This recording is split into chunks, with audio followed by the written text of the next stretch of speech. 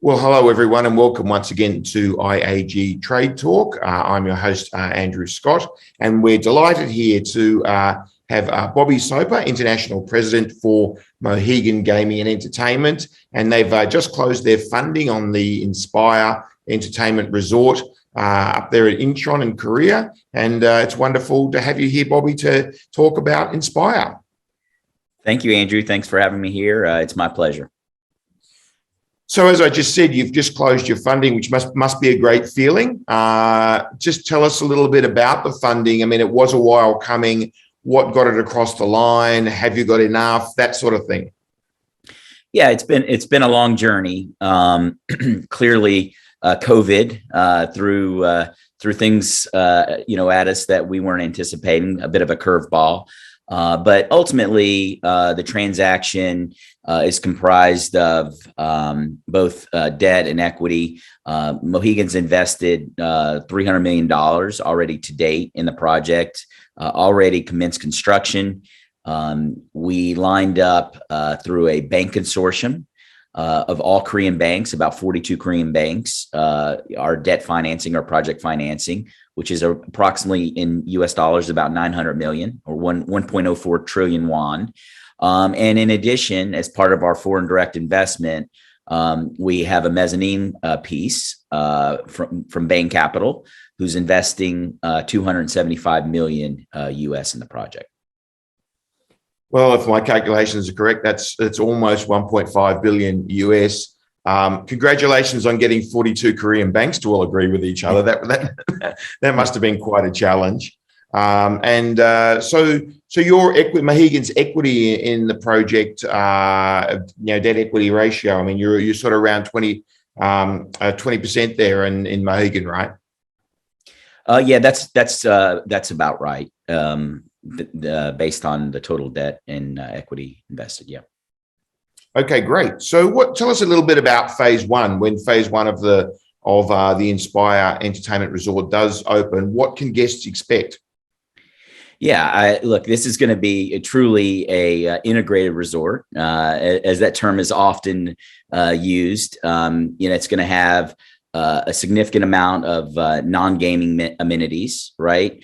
It has over 1,200 rooms, a significant retail offering, over 20 food and beverage options, pretty substantial MICE amenities. We have a 15,000 seat state-of-the-art arena, nightlife venues, as you can imagine. And we also have what I think is a pretty unique feature is an indoor water complex, which we refer to as Splash Bay, which can accommodate almost 3,000 guests at one time. Wow, that's pretty cool. How do you think that whole area up there is going to play out now? It's taken a lot longer than expected, obviously, with COVID, but you've got Paradise City there as well. And you've got the property formerly known as Caesars. I don't quite know what to call it at this stage. How do you think the three of you will interact? Will that form a little cluster or a little hub there? How will Inspire stand out from the other two? How's your thinking on that? Yeah. No, look, we think there is definitely some critical mass. We think our project is complementary to Paradise. Caesars is a little slower go. We'll see what happens there. But yeah, we're positioning ourselves as truly an entertainment destination, right? We're going to be one of the first, indoor live arena in Greater Seoul. And so, when you look at our amenities, they're entertainment focused, and I think Paradise focuses more on the MICE and I would say less entertainment driven. And so we complement each other. We think that critical mass is going to help both of us, but there's other projects in the Incheon area that are also very complementary. A number of announcements that came out related to some of these other entertainment, hospitality type venues that will make Incheon truly a gateway and destination, both for locals on the non-gaming front, as well as visitors coming in from outside. Well, I was lucky enough to visit Incheon just before the pandemic struck. I think it was maybe 6 months before. And I was really struck with the amazing development that's happened there from the previous time that I had been there. It's really become, it used to be a bit of a wasteland, and now it's really quite its own city, isn't it? Yeah, it is. I mean, Incheon is not small. I mean, it's small relative to Seoul, but it has 1.5 million people around it. It is the development has been tremendous here. And look, the airport is one of the remarkable airports in the world. I mean, pre-COVID, 70 million passengers. With its expansion, we anticipate over 100 million passengers annually, in a couple years. So it truly is one of the great destinations, not only in Asia, but in the world as it relates to tourism.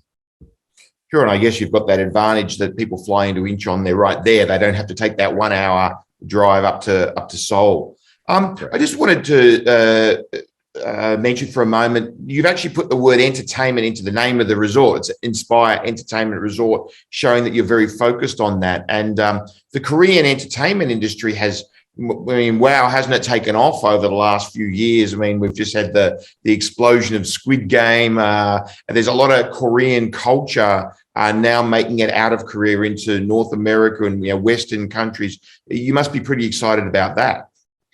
Yeah, look, it's a great fit for us as a company. We view ourselves first and foremost as an entertainment company. And so when you talk about Korea and Seoul specifically, it is an Asian hub for pop culture, especially live entertainment. And again, there's simply a limited number of entertainment venues in the greater Seoul area, notwithstanding the fact that it is the hub for K-pop and the K-wave. And BTS was just named the top band in the world, top entertainer in the world, not just in Korea or in Asia. So it's a perfect fit for who we are. It's in our DNA. We are an entertainment company, and to be, in the entertainment hub of Asia, for us is an exciting opportunity. Well, if we want to go see all those Korean boy bands and girl bands, we will know where to go. That's right. Let's talk a little bit about your bit more business side, marketing in terms of gaming and non-gaming, foreign and local, right? So obviously in terms of gaming, you can't have locals there. It's a foreigners only jurisdiction.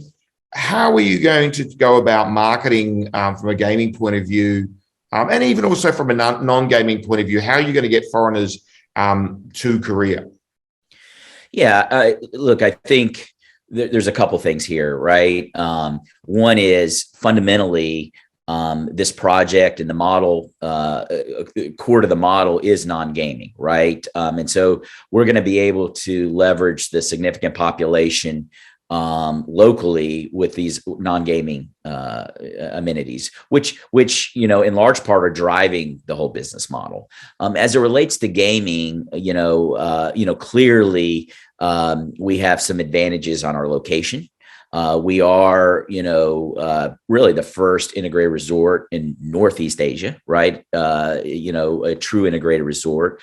Our proximity, even relative to all the other gaming markets, whether it's Macau or Singapore and others, to some of these larger cities, Beijing, Shanghai, we have a tremendous advantage there. And, our tax rate, our structure there allows us to market and reinvest more competitively, with some of those, primary gaming markets, whether they're coming from China, Japan.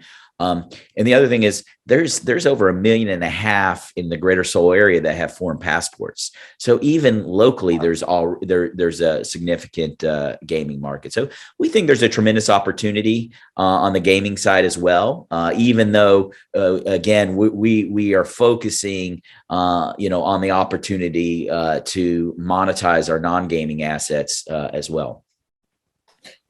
It's interesting you mentioned the 1.5 million people in Korea or Seoul, was it, that have foreign passports. Yeah. In some respects, that reminds me of Vietnam, where you have the Viet Q situation. So good luck with that, because that's a great market for you guys to tap into. So your key primary markets you see, I guess it was maybe China, Japan, and then foreigners in Korea. Would they be the top three? I would say that's correct. Okay. So given that Korean properties have traditionally relied or based themselves very much on the Chinese market, given just the massive population there, especially in the northeast corner of China, and we've all seen the crackdown and what's going on. I mean, it's been a pretty newsy week in Macau the last week with what's going on with junkets and things like that, and China's attitude towards players going out of their country to resorts, integrated resorts that offer gambling. How do you think, what's your reaction to all that, and how might it affect Inspire there in Korea?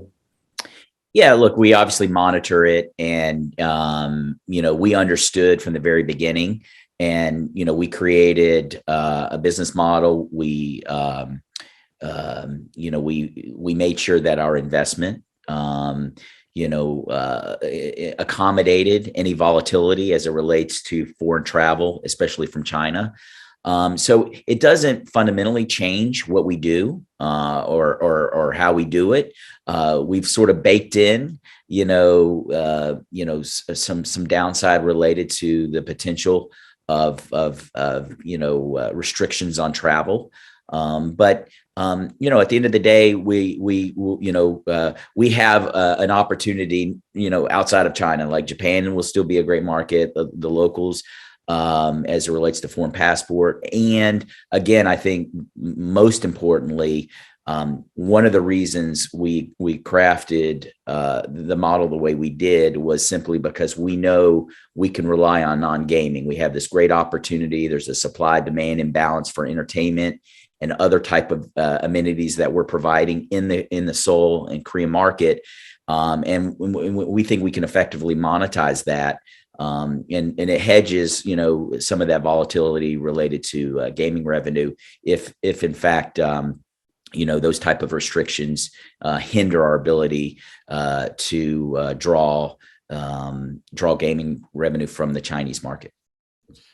And I guess with a relatively, I can't believe I'm going to say 1.5 billion is modest, but in today's day and age of integrated resorts, 1.5 billion, it is not as big as the 4s and 5 billions we see in other properties. And if Mohegan itself, it's from an equity point of view, has only put in 300 million, and interest rates being low as they are now, perhaps it's not so difficult for you to get a healthy ROI on that investment. Would that be fair to say? Yeah, that's exactly right. That's a fair assessment. And the good news for us is we have a lot of land, very valuable land, and we plan on phasing this, right? This is phase one, and there's a tremendous opportunity, and we'll be able to see what the market bears, right? And without over investing, we're able to methodically take steps. In fact, right now we're master planning for future expansion, right?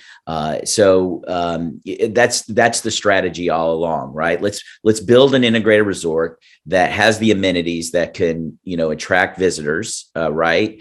But at the same time, not overinvest, take on too much risk without understanding ultimately what the market will bear.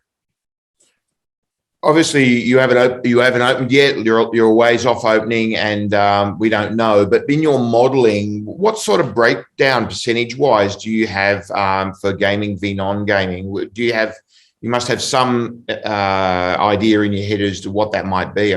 I think our viewers would be curious to know what you're thinking on that.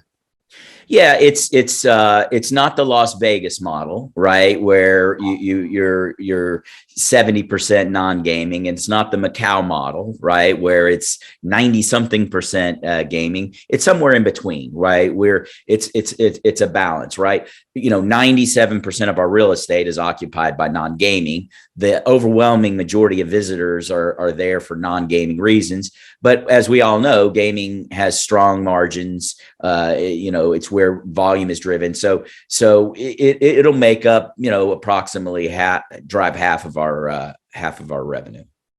Wow, half. That's quite a lot. In terms of the mass v premium v VIP, how will Inspire sort of position itself? How will it market to those three segments of the market? I mean, we're seeing massive problems with VIP right this week. It's very topical, but how do you see those three markets separately, and how you will attack each of those three markets from a marketing and business point of view? Yeah, this goes back to, again, our strategy in mitigating risk, right? Our focus will not be the VIP segment. We'll clearly have the amenities, right? We'll have the suite product. We'll have the various non-gaming amenities that will accommodate the VIP. And it is a segment that, we're not going to ignore. But when you look at what our bread and butter is as it relates to gaming, it is going to be mass and premium mass, right? And we wanted to make sure we had enough rooms, enough other amenities that will create loyalty, will create, an attraction for those segments. And we feel pretty good that we're gonna be able to do that, right? At the end of the day, we're gonna focus less on junket business and more on that retail mass and premium mass business. When will we see phase one open? Let me see if I can get a date out of you. Well, I'm not going to give you a specific date, but it'll be fourth quarter 2023.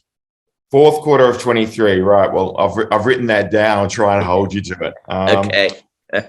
What about? I mean, I know this is very premature, but why not? Why not conjecture? You mentioned you have a lot of land and you're going to phase this. I mean, over how long might you phase it? How many phases might there be? What sort of things might we see in phase two? Can you? I mean, we won't really hold you to that because that's a long way in the future. But any comments on that? Yeah, look, we have a lot of land, right? So it probably will be multiple phases, right? Phase two is going to be contiguous. We have additional waterfront property. And so that'll be our next phase. It'll probably, in order to leverage, the quality of that property, will be, again, focused on hospitality, probably more rooms, maybe some other products, whether it's,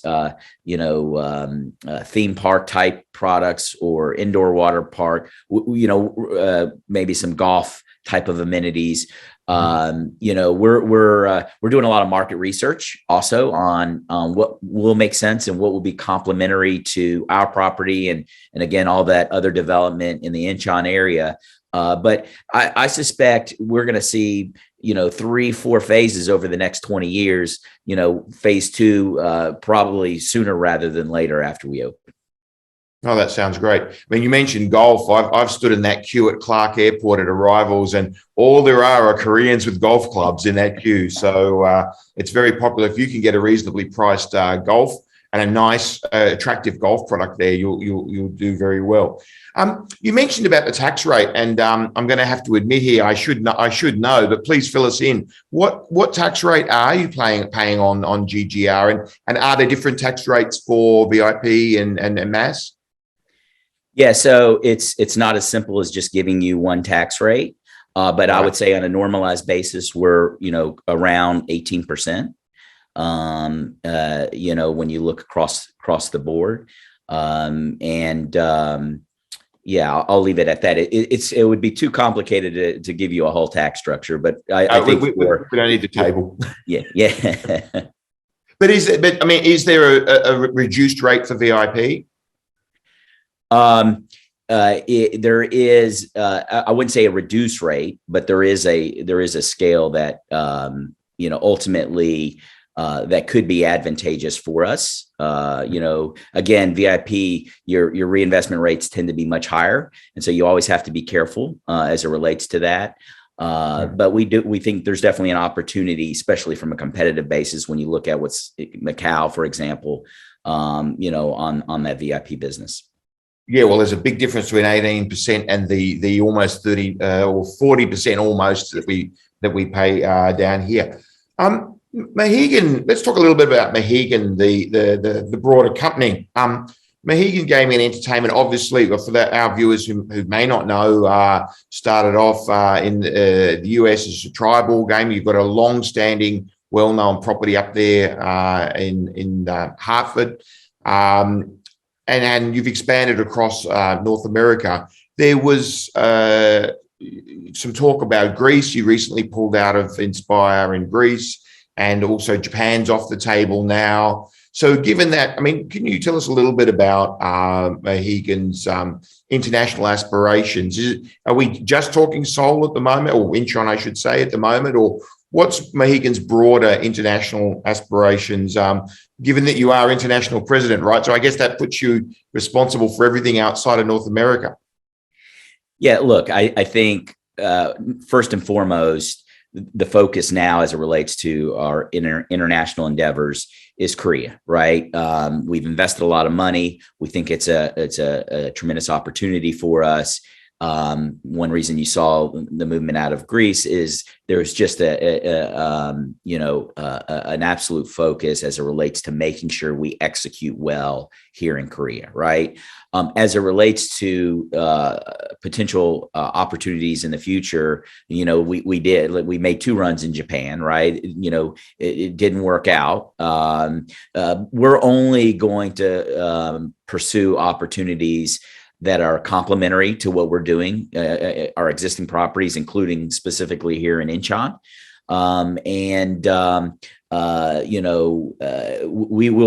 We'll continue to look for those opportunities, but it's got to make sense from an investment standpoint, and it's got to make sense as it relates to synergies and being complementary to our existing assets. A bit of a question without notice, since you brought it up, and I'm fascinated by Japan. Let me just throw one at you. I mean, we've all seen that in 2018, the whole world was just going gaga for Japan, and there were 20, 30 companies, and now fast forward to 2021, and pretty much everyone's pulled out, and it looks like we're going to have MGM in Osaka. But apart from that, it's quite problematic. You guys were involved in what happened down at Nagasaki. Let's not go into that too much. But just any comments from your point of view now that it's in the rear vision mirror, about Japan and what's going on there. Generally, the community seems to be, somewhat disappointed with how it's all played out. Yeah. Look, it's always been attractive, right? For operators like us. It's going to be one of the largest gaming markets in the world, right? And so certainly a large prize, and worth being patient about. But yeah, it definitely evolved much differently than many thought it would. In large part, the regulatory requirements and the short term of the license. There's just a lot of reasons that it didn't make sense for a lot of companies, right? We're hopeful that things will evolve in a more positive way in the future. We'll continue to monitor that and to see what makes sense. But yeah, it became a lot more challenging than was originally anticipated, and that's why I think the process ended up as it has ended up. Mm-hmm. Well, I think those comments echo what others are saying. But anyway, let's focus on Korea. So congratulations on getting your finance. Well done. I know it's been something that Mohegan's been working at very hard, and it'll be great to see you guys move forward and execute. And I really look forward to a time where there's no COVID to worry about, and I can get up there and be the recipient of some of your nice hospitality. No, thanks, Andrew. I would love to have you here, and I look forward to having you at our opening. Oh, that'd be wonderful. So thanks, Bobby, and thanks for speaking to us here at IAG. And I'm sure everybody will be very interested in knowing what's going on up there. So thanks again, and to all of you, we will see you next time on IAG Trade Talk. See you next time. Bye.